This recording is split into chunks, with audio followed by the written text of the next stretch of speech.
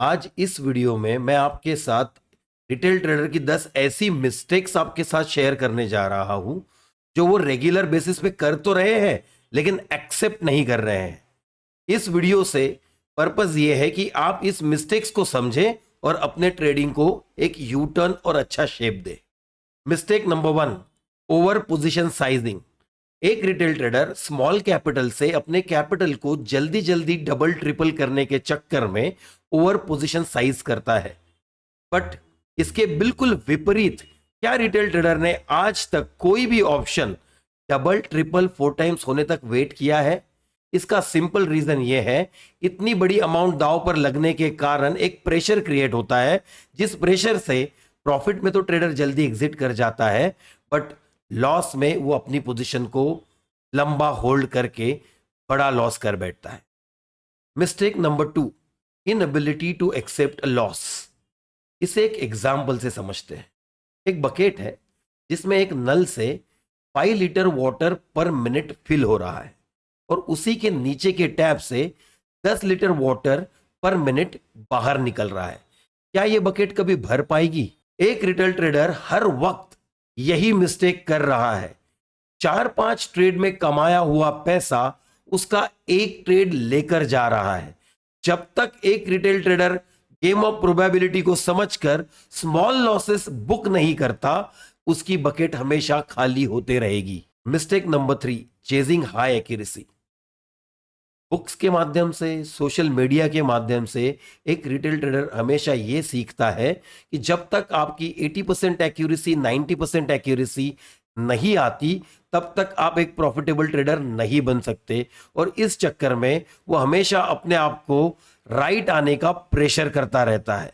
But इसके विपरीत stock market एक हाई रिस्क रिवॉर्ड का गेम है, क्योंकि trading is a business. Mistake number 4, instant gratification. एक रिटेल ट्रेडर जब छोटे छोटे प्रॉफिट बुक करता है, उसे जीतने का एहसास होता है, उसे एक जीतने की खुशी मिलती है। लेकिन जबकि इस सच्चाई बिल्कुल इसके विपरीत है। इस छोटे छोटे प्रॉफिट के कारण ही वो एक लॉस मेकिंग ट्रेडर है। जब वो छोटे छोटे प्रॉफिट बुक करता है, उससे ओवर ट्रेडिंग हो जाती है, क्योंकि वो हमेशा ये सोचता रहता है कि अगर ऐसे में मल्टीपल ट्रेड्स कर लूं तो मैं एक लंबा प्रॉफिट कर सकता हूं। Mistake number 5, expecting profit from the strategy.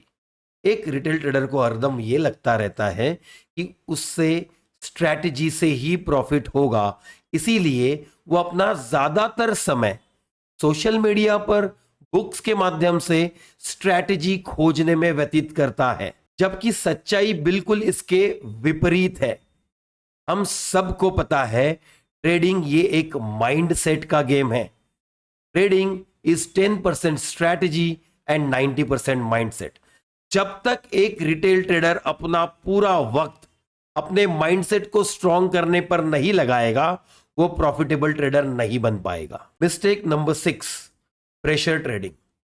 एक रिटेल ट्रेडर अपनी कैपिटल, जिसकी उसे कल जरूरत है, चाहे बच्चों की स्कूल फीस भरनी हो, चाहे अस्पताल का खर्चा करना हो, या अपने महीने का खर्चा चलाना हो, उसके कैपिटल को मंथली कमिटमेंट है, जिसके कारण उसके दिमाग पर एक प्रेशर क्रिएट होता है। प्रेशर पैसे ना हारने का, प्रेशर पैसे हारना अफोर्ड ना करने का, जिसके कारण लिया हुआ ट्रेड लॉस में एग्जिट नहीं हो पाता और वो कैपिटल वाइप आउट कर देता है। जब तक एक रिटेल ट्रेडर अपने प्रेशर को रिलीज नहीं करता, जिस अमाउंट की उसको जरूरत नहीं है वो इस्तेमाल नहीं करता, वो एक प्रॉफिटेबल ट्रेडर नहीं बन सकता। Mistake number 7, gambling mindset. एक रिटेल ट्रेडर चाहे जो मर्जी रीजन से बस ट्रेड करना चाहता है, क्योंकि उसे लगता है केवल ट्रेड करने से ही प्रॉफिट होगा, और इस चक्कर में वो रेकलेस ट्रेडिंग करता है और यह भूल जाता है कि ट्रेडिंग एक संभावना का खेल है। हर ट्रेड के जीतने की जितने चांसेस होते हैं, उतने ही उसके हारने की भी चांसेस होते हैं, और इसी वजह से विदाउट एनी रीजन वो ट्रेड करता रहता है। जब तक एक ट्रेडर एक पर्टिकुलर सेटअप पे ट्रेड नहीं करेगा, वो हमेशा गैम्बलिंग माइंडसेट से ही ट्रेड करता रहेगा। Mistake number 8, ignoring back testing. 90% traders कहीं बुक से, कहीं सोशल मीडिया से स्ट्रैटेजीज उठाते हैं जहां उन्होंने कोई बैक टेस्टिंग की नहीं होती है। 10% लोग बैक टेस्टिंग करते भी है तो किसी सिस्टम के माध्यम से, किसी सॉफ्टवेयर या टूल के माध्यम से, जिसके वजह से उनका ऑब्जर्वेशनल स्किल डेवलप नहीं होता, और इसी कारण जब लाइव मार्केट में ट्रेड करते हैं तो ट्रेड होल्ड करने का कॉन्फिडेंस नहीं आता। Mistake number 9, unable to hold winning trades. एक रिटेल ट्रेडर जब कोई बैक टेस्टिंग खुद नहीं करता तो उसे उस स्ट्रैटेजी पर कॉन्फिडेंस नहीं होता, बट क्योंकि उसे ट्रेड करना है तो वो किसी भी सिस्टम से ट्रेड तो कर लेता है, बट कॉन्फिडेंस ना होने के कारण ट्रेड को होल्ड नहीं कर पाता। इसीलिए जो पिछले पॉइंट में मैंने आपको एक्सप्लेन किया, आपको मैन्युअल बैक टेस्टिंग अपना ऑब्जर्वेशन स्किल बढ़ाने के लिए और स्ट्रेटजी पे कॉन्फिडेंस लाने के लिए करना अति आवश्यक है। तभी आपकी होल्डिंग कैपेसिटी बढ़ेगी और आप बड़े रिस्क रिवॉर्ड के लिए ट्रेड कर पाओगे। मिस्टेक नंबर 10 और सबसे बड़ी mistake, lack of practice.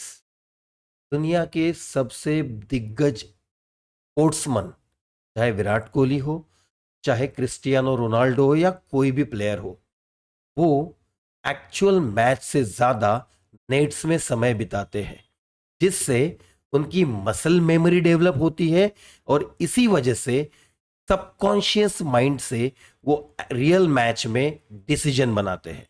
Trading भी एक स्पोर्ट्स है।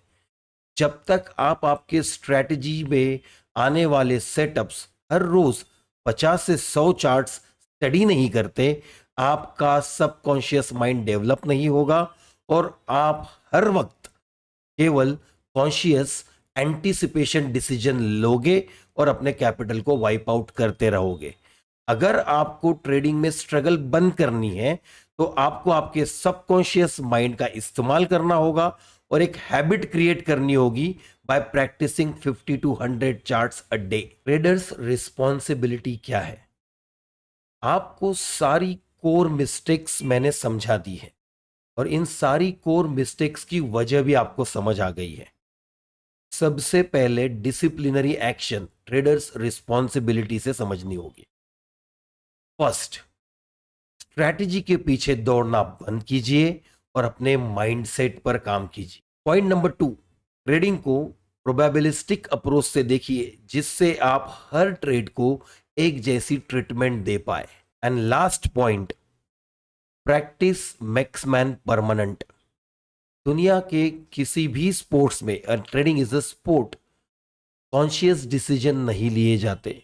हर डिसीजन सबकॉन्शियस होता है, आपके प्रीवियस एक्सपीरियंस, प्रीवियस प्रैक्टिस पे होता है। जब तक आप ट्रेडिंग में कंसिस्टेंट प्रैक्टिस करके अपने सबकॉन्शियस माइंड को डेवलप नहीं करते, तब तक आपका ट्रेडिंग स्ट्रगल करता रहेगा।